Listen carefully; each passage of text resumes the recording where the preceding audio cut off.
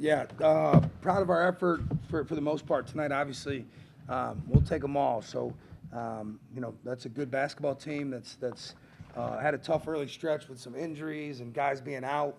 Hickman's one of their best players. He just started playing the last 4 games, had to get a federal injunction to play to get the year back. And so biggest thing is they had 10 days to prepare for us. So you give a coach like Chris Mack, who's been doing it for a long time, had a lot of success, Elite Eights, and had great teams everywhere he's been. You give a guy like that 10 days to prepare, they're going to be tough to beat. And so, proud of our effort, proud of the guys finding ways to win in a tough game. I mean, it was 1 possession, 2 possessions for most of the second half.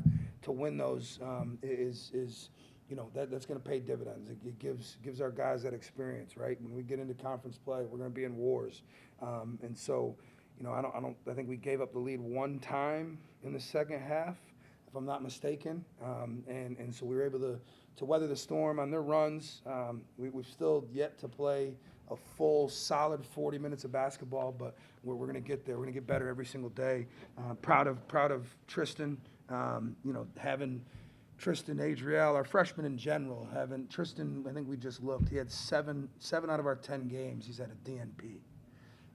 And I told him, just stay the course, continue to stack days. I've been telling him this for about 10 days, right? I've been doing this for 18 years, and so I'm watching him every single day, and I've told him, I said, it's coming, stay the course, don't quit, don't give up. It's easy to give up. You don't play in 7 games, you're thinking, well, I'm not gonna play. I texted his mom and dad on Monday. He didn't know this, but I texted his parents on Monday. I said he's had a great 4 or 5 days. Great attitude. He's watched a ton of film. He was on scout team this week. We couldn't guard him. I said, if he continues this for Monday and Tuesday, I said, just tune in on Wednesday. And I texted his dad that on Monday. And then tonight he comes out. He has 17 and 9, plus 9, plays 28 minutes. The only time he came out of the game in the second half was when he asked for a sub because he was dead tired, and I couldn't get him back out there fast enough. And so as we get deeper, right, the best motivator and the best teacher in the game of basketball is the bench. And I don't say that in a negative way, right? But I think we've got some older guys that have floated at times and taken some plays off. Well, now you can't. You take a play off, you got Tristan sitting behind you, he comes in and does this, he might not come out of the game, right? And so obviously, we've no pressure on Joe Pinion, but we've kind of gone as he's gone this year. I've said it when I signed him here. I've said it to anybody that listened, screamed it from the mountaintop. I think he's one of the best shooters in college basketball. He goes 6 for 12 tonight, shoots 50% from 3. When Joe's making shots and dialed in, and then doing the other things, which he did do tonight, he had 25 blue-collar points. We're a darn good basketball team. Questions for the players? Joe, we'll start with you today and work across. Utah State, you get them down, keep them down.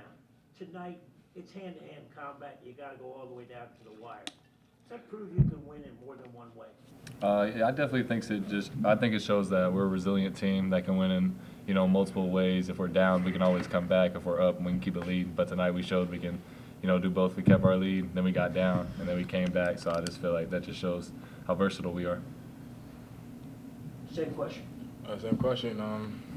Yeah, just like what Joe said, that's the definition of our team, just resilience. And I just feel like our guys were just really dialed in today, locked in. And even when we were down, we stayed composed and just kept fighting. Coach, I got to start with a negative. Is it a cardinal sin for you to foul a three-point shooter?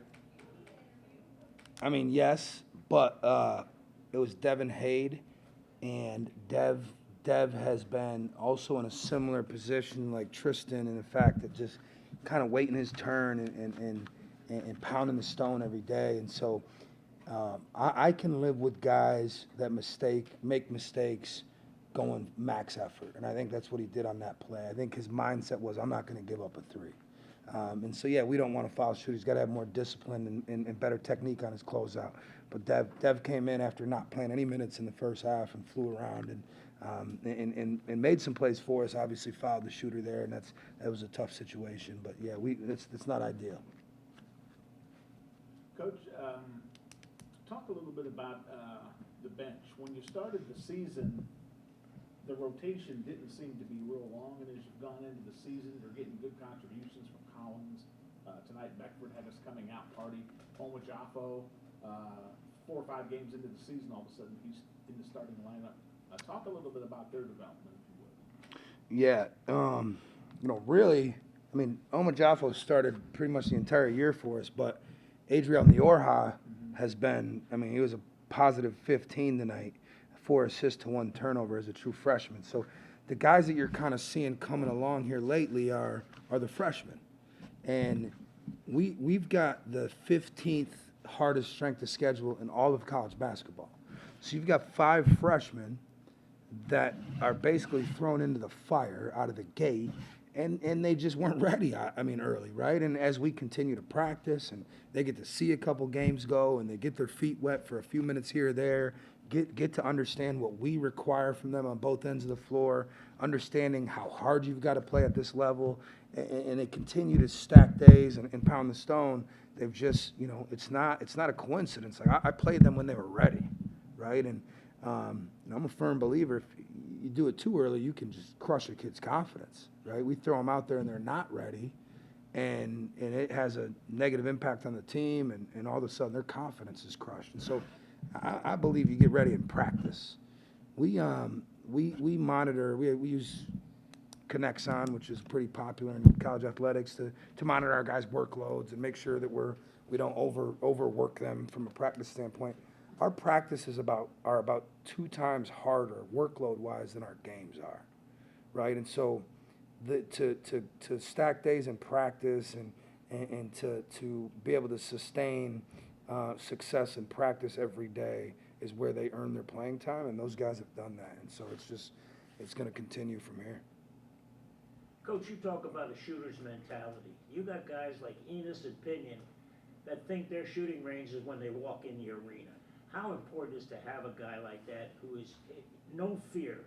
He feels it, it's going up. Confidence is the most dangerous thing in the world, right? But I'm a firm believer that confidence comes from work, right? So if those 2 guys don't work the way that they do, I'm not letting them come in and I'm not letting a guy take 12 threes that I don't think's working. I mean, Joe Pinion's in the gym every day. I've coached him for 2 years now. I mean, he's a worker, and so there is confidence. Strictly comes from work.